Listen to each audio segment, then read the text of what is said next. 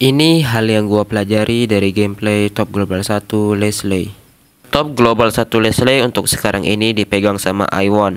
Saat ini dia berada di rank Mythic Immortal bintang 336. Di season ini dia telah bermain Leslie sebanyak 949 kali, WR 65,3%, dengan MMR sebanyak 9682. Dan untuk historinya sendiri, sayang banget di sini harus disembunyikan ya guys. Untuk emblem dan build Leslie yang digunakan sama Iwon adalah seperti ini.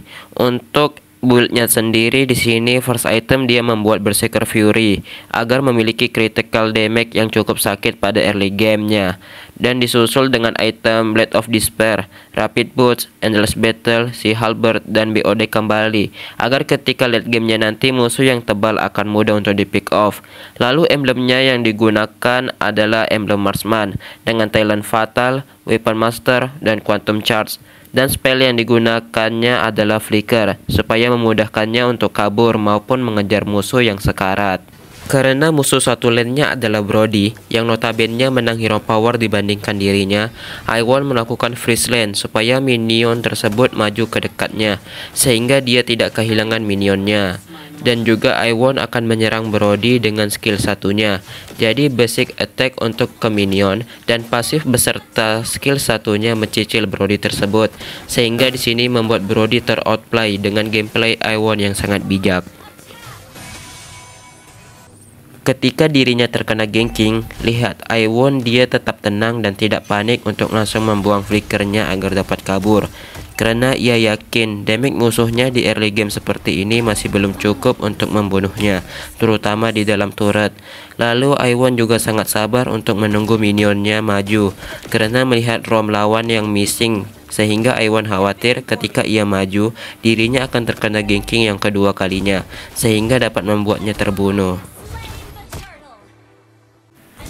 Melihat Brody yang pergi melakukan rotasi ke mid, Iwon pun tidak mau kalah.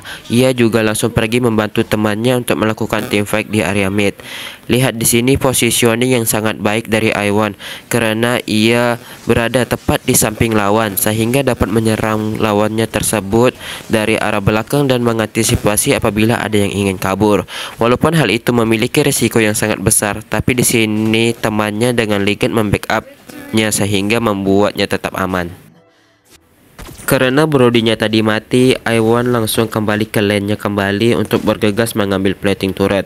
Lihat karena minionnya sisa satu, Iwon hanya berfokus pada plating turret sehingga dia masih bisa mendapatkan plating yang cukup banyak walaupun hanya satu minion saja. Di sini first itemnya telah jadi, yaitu item Berserker Fury. Karena hal itu, Iwon sudah cukup berani untuk maju menghajar lawannya. Seperti di sini dia berani untuk memulai war walaupun awalnya kalah jumlah, yaitu 2 melawan 3. Karena backup dari Faramis, mereka pun dapat membalikkan keadaan sehingga mereka dapat menculik jungle lawan beserta membuat Brody kembali sekarat. Di saat ia terpojok karena posisinya yang cukup offset, kali ini Iwon tanpa ragu langsung membuang flickernya buat kabur. Karena kita bisa lihat ada Mathilda yang siap membackup Valentina, sehingga apabila Iwon tidak membuang flicker, otomatis ia akan langsung diulti sama Mathilda tersebut, sehingga dapat membuatnya terculik. Karena Brody-nya tadi rekal, Iwon langsung melancarkan aksinya kembali untuk mengambil plating turret. Dan lihat posisi tanknya yang siap menunggu di rumput untuk menzoning Brody agar tidak maju, sehingga Iwon dapat mengambil semua plating turret tersebut. Terlihat di sana terjadi war, tapi Iwon hanya menghiraukannya saja dan malah fokus menghancurkan turret. Karena ia tahu turret adalah prioritas utama, sebab game ini menang apabila turret utama dapat dihancurkan. Maka dari itu Iwon fokus pada objektif turret terlebih dahulu. Setelah itu dia langsung bersembunyi di rumput untuk menunggu lawan yang bakal lewat. Dan benar saja, Benedetta yang tidak tahu pun langsung terkena combo dari Iwon yang membuatnya langsung mati. Melihat Brody yang bertukar lane dengan XP-nya, Iwan pun juga melakukan hal yang sama agar tidak membiarkan Brody dapat farming dengan mudah. Lalu lihat di tengah perjalanan, Iwan mengaktifkan ultinya dan menahannya untuk membuka map karena ia khawatir di rumput dekatnya sudah ada musuh yang siap untuk menculik dirinya. Di sini Iwan diganking dua orang lawan sekaligus, maka dia langsung mundur dengan flickernya. Lalu dia menahan ulti untuk membuka map karena melihat mage lawan yang missing. Dan benar saja, mereka semua lagi ada di bawah, sehingga membuat Iwan memilih mundur dan bersembunyi di rumput, lalu merelakan turret bawahnya. Karena jika ia memaksa untuk defense, yang ada dirinya pasti akan mati dan turret bawah tetap akan hancur. Lalu ketika temannya telah datang membantu, barulah Iwan keluar dari persembunyiannya untuk membackup Freya, sehingga musuh tadi itu pun rata dan turret mereka hancur dua sekaligus. Oh iya, di sini item ketiganya telah jadi, yaitu Blade of Despair. Dan tadi item keduanya ia hanya membeli polosan sepatu kulit saja, sebab ia ingin menjadikan kedua item pokok utamanya dahulu, yaitu Berserker Fury dan Blade of Despair, sehingga ia hanya membeli sepatu kulit saja untuk menghemat uang. Karena item ketiganya tadi telah jadi, Iwan kini akan selalu bergabung dengan temannya dalam sebuah teamfight. Karena dari kedua item tersebut, yaitu Berserker Fury dan Blade of Despair, sudah cukup untuk membuat Leslie memiliki damage yang sangat sakit. Di saat timnya berhasil mensecure Lord dan Lord tersebut berjalan ke area mid, Iwan akan pergi membersihkan minion di lane berlawanan dengan Lord agar mereka dapat menyerang dari dua arah sekaligus, sehingga akan membuat lawan bingung untuk mendefend ke area mana. Lihat di sini positioning dari Iwan yang sangat baik. Ia selalu berada di tengah teman-temannya, tidak terlalu depan maupun belakang. Karena bisa kita lihat, hero musuh adalah hero culik yang dapat menculiknya setiap saat.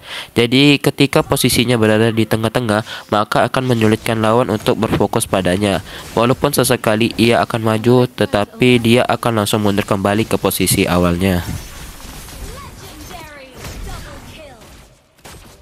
Ketika melihat Valentina yang tersisa hanya seorang diri, Iwan langsung memaksakan untuk mengekillnya. Tapi lihat, ketika musuh telah rata, Iwan tidak memaksakan untuk melakukan end, karena bisa kita lihat minion musuh yang telah muncul dan beberapa lawan telah ada yang hidup, sehingga membuat Iwan berpikir untuk mundur dan tidak memaksakan egonya untuk melakukan end. Kita bisa lihat cara positioning dari Iwan ketika menggunakan Leslie yang sangat baik. Ia selalu berada di tengah, belakang, ataupun samping temannya. Karena Leslie adalah MM dengan darah yang tipis sehingga dapat dengan mudah diculik. Maka dari itu Iwan selalu menjaga posisinya agar tidak terculik lawan.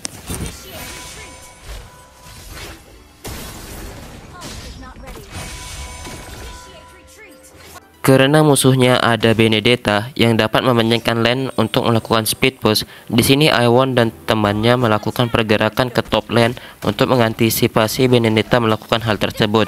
Dan benar saja, Benedetta yang ingin melakukan speed push pun dapat digagalkan.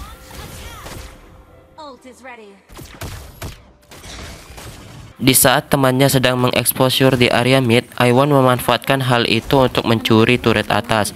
Lalu kita bisa lihat Iwan dia dapat dengan free menyerang high ground lawan dari tempat ini, karena lini depan musuh yang sedang sibuk war dengan temannya, sehingga Iwan dapat berfokus mengincar high ground lawan dari area samping.